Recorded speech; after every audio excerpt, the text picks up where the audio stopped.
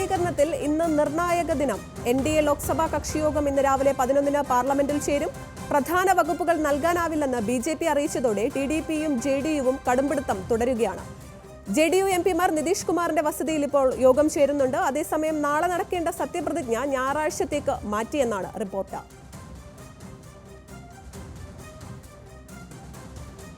കൂടുതൽ വിവരങ്ങളുമായി ഡൽഹിയിൽ നിന്ന് രുചീഷ് രവീന്ദ്രനാണ് നമുക്കൊപ്പം ചേരുന്നത്. രുചീഷ്, തെരഞ്ഞെടുപ്പ് ഫലപ്രഖ്യാപനത്തിന് ശേഷം സർക്കാർ രൂപീകരണവുമായി ബന്ധപ്പെട്ട് തകൃതിയായ ചർച്ചകളൊക്കെ ഡൽഹിയിൽ ഇപ്പോഴും തുടരുകയാണ്. TDPയും അതേപോലെ JDSും ഒക്കെ ഒരു വടംവലി തന്നെ നടത്തുന്നുണ്ട് ഏതൊക്കെ പദങ്ങൾ അവർക്ക് ലഭിക്കണമെന്നുള്ളത് സംബന്ധിച്ചിട്ട്. അതുമാത്രമല്ല, ഇന്നലെ രാഹുൽ ഗാന്ധിയുടെ പത്രസമ്മേളനത്തിൽ വളരെ ഗുരുതരമായ ആരോപണങ്ങളാണ് പ്രത്യേകിച്ച് നരേന്ദ്രമോദിക്കെതിരെയും അമിത്ഷായ്ക്കെതിരെയും നടത്തിയിരിക്കുന്നത്. അതായത് തിരഞ്ഞെടുപ്പിന്റെ മറവിൽ ഒരു ഓഹരി കുംഭകോണമാണ് മോദി നടത്തിയതെന്നാണ് രാഹുലിന്റെ ആരോപണം. അപ്പോൾ ഈ ഒരു സാഹചര്യത്തിൽ, ഈ ഒരു ഘട്ടത്തിൽ ഡൽഹിയിലെ ഇപ്പോഴത്തെ ഒരു രാഷ്ട്രീയ സാഹചര്യം എന്താണ്? ഇതുമായി ബന്ധപ്പെട്ട കൂടുതൽ വിവരങ്ങൾ എന്തൊക്കെയാണ് രുചീഷ്? മൂന്നാം മോദി സർക്കാരിലേക്ക് തന്നെയാണ് കാര്യങ്ങൾ പോകുന്നത്. ഇന്ന് ഏറ്റവും നിർണായകമായ ദിനം. ഈ NDA യോഗം 11 മണിക്ക് പാർലമെന്റിൽ വിളിച്ചു ചേർത്തിട്ടുണ്ട്. എല്ലാ ഘടകകക്ഷികളും അവരവരുടെ MPമാരോട് പാർലമെന്റിൽ എത്തിച്ചേരാൻ അറിയിച്ചിട്ടുണ്ട്. 11 മണിക്ക് തന്നെ യോഗം തുടങ്ങാനാകും എന്ന് തന്നെയാണ് കരുതുന്നത്. ഈ യോഗത്തിൽ നരേന്ദ്രമോദിയെ നേതാവായി ഔദ്യോഗികമായി തെരഞ്ഞെടുക്കുകയും അതിനുശേഷം പ്രധാന NDA നേതാക്കളായ മോദിക്കൊപ്പം NDA നേതാക്കളായ ചന്ദ്രബാബു നായിഡു, നിതീഷ് കുമാർ അടക്കമുള്ള നേതാക്കൾ രാഷ്ട്രപതിയെ കണ്ട് ഈ സർക്കാർ രൂപീകരിക്കാനുള്ള കാര്യങ്ങളിലേക്ക് പോകും. അതാണ് ഇന്ന് നടക്കേണ്ട സ്വാഭാവികമായ നടപടിക്രമം. പക്ഷെ അതിനു മുൻപ് വകുപ്പ് വിഭജനം കൃത്യമായി പൂർത്തീകരിക്കാം എന്നായിരുന്നു നേരത്തെ കരുതിയിരുന്നത്. അങ്ങനെ ശനിയാഴ്ച നാളത്തേക്ക് സത്യപ്രതിജ്ഞ ഉണ്ടാകുമെന്നൊക്കെയായിരുന്നു തുടക്കത്തിൽ ഈ തെരഞ്ഞെടുപ്പ് ഫലം വന്നതിന് മണിക്കൂറുകൾക്ക് ശേഷം BJP വൃത്തങ്ങൾ അറിയിച്ചിരുന്നത്. പക്ഷേ ഇപ്പോൾ അത് ഞായറാഴ്ചത്തേക്ക് മാറ്റിയെന്നാണ് മനസ്സിലാക്കുന്നത്. അത് പക്ഷേ BJP തന്നെ ഇപ്പോൾ പല BJP നേതാക്കളും അറിയിക്കുന്നത് മറ്റ് പല രാജ്യങ്ങളിൽ നിന്നുള്ള പ്രധാന നേതാക്കൾ കൂടി ഈ സത്യപ്രതിജ്ഞയിൽ പങ്കെടുക്കും. അതിനുവേണ്ടിയാണ് ഈ സമയമാറ്റം എന്നാണ്. എന്തായാലും 9-ാം തീയതി ഈ ഞായറാഴ്ച വരെ രാഷ്ട്രപതി ഭവനിൽ സന്ദർശകർക്ക് വിലക്കുണ്ട്. അതുവരെ അത് നീട്ടിയിട്ടുണ്ട്.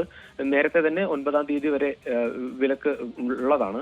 അതുകൊണ്ട് 9-ന് വൈകിട്ട് രാഷ്ട്രപതി ഭവനിൽ വെച്ച് നരേന്ദ്രമോദി 3-ാം തവണയും പ്രധാനമന്ത്രിയായി സത്യപ്രതിജ്ഞ ചെയ്ത് അധികാരമേൽക്കും എന്നാണ് ഇപ്പോൾ കരുതുന്നത്. അതോടൊപ്പം മോദിക്കൊപ്പം 25-30 മന്ത്രിമാർ കൂടി സത്യപ്രതിജ്ഞ ചെയ്യും. അത് ആരൊക്കെയാണ് എന്ന കാര്യത്തിലാണ് ഇനി അടുത്തത് പാർട്ടികൾക്ക് വിട്ടുകൊടുക്കേണ്ടതാണ്. കാരണം ഇത്ര ക്യാബിനറ്റ് മന്ത്രിമാരെ അല്ലെങ്കിൽ ഇത്ര സഹമന്ത്രിമാരെ എന്ന പട്ടിക, അവസാന പട്ടിക ഇപ്പോഴും തയ്യാറായിട്ടില്ല.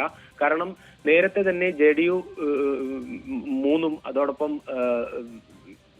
TDP 6 ക്യാബിനറ്റ് മന്ത്രിമാരെ ആവശ്യപ്പെട്ട് ചർച്ച നടത്തിയെങ്കിലും പിന്നീട് അത് 5-ലേക്ക് TDP ചുരുങ്ങിയെങ്കിൽ കൂടി അതും നൽകാൻ, അത്രയും ക്യാബിനറ്റ് മന്ത്രിമാരെ നൽകാനാവില്ല എന്ന നിലപാടിൽ തന്നെയാണ് BJP. പ്രത്യേകിച്ച് ഈ പറഞ്ഞ വകുപ്പുകൾ പലതും BJP കൈവശം വെക്കുന്ന പ്രധാന വകുപ്പുകളൊക്കെ തന്നെ ഈ ഘടകകക്ഷികൾ ഈ സാഹചര്യത്തിൽ ചോദിച്ചിട്ടുണ്ട്.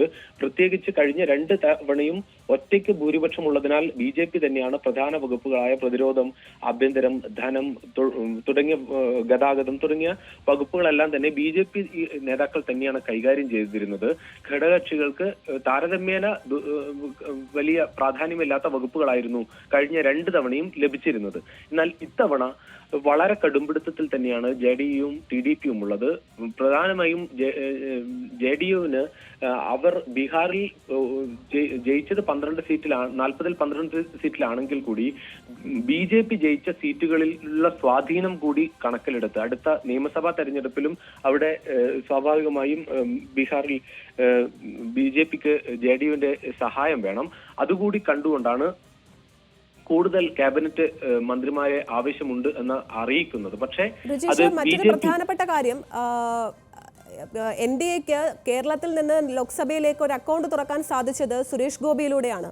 അപ്പോൾ ശ്രീ സുരേഷ് ഗോപിക്ക് ഒരു ക്യാബിനറ്റ് പദവി ലഭിക്കുന്നതുമായി ബന്ധപ്പെട്ട് എന്തെങ്കിലും വിവരങ്ങൾ ഇപ്പോൾ ലഭ്യമാണോ? അതിന്റെ സാധ്യത എത്രത്തോളമുണ്ട് രുചീഷ്?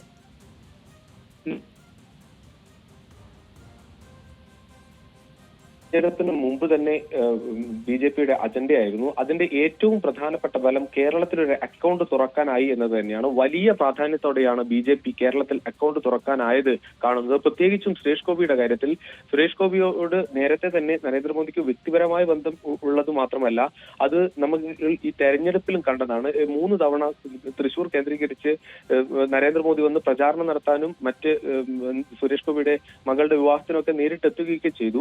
അങ്ങനെ സുരേഷ് ഗോപി ആ മണ്ഡലത്തിൽ നിന്ന്, തൃശ്ശൂരിൽ നിന്ന് ജയിച്ചതോടുകൂടി ഒരു കേന്ദ്രമന്ത്രി ഉണ്ടാകും എന്ന തരത്തിൽ തന്നെയായിരുന്നു BJP-യുടെ പ്രചാരണ തന്ത്രം പോലും.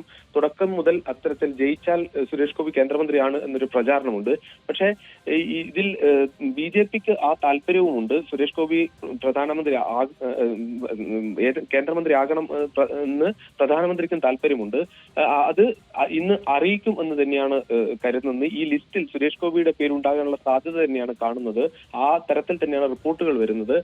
എന്തായാലും ഇക്കാര്യത്തിൽ ഇന്നലെ വൈകിട്ട് മാധ്യമങ്ങളോട് സംസാരിച്ചപ്പോൾ സുരേഷ് ഗോപി പറഞ്ഞത് കേന്ദ്രമന്ത്രി ആകാനുള്ള താല്പര്യത്തെക്കാൾ കൂടുതൽ അദ്ദേഹം പങ്കുവച്ചത് കേരളത്തിന്റെ വികസനത്തിന് തനിക്ക് 10ഓ 15ഓ മന്ത്രിമാരുടെ പിന്തുണ വേണം എന്നുള്ള ഒരു കാര്യമാണ് അദ്ദേഹം പറയുന്നത്.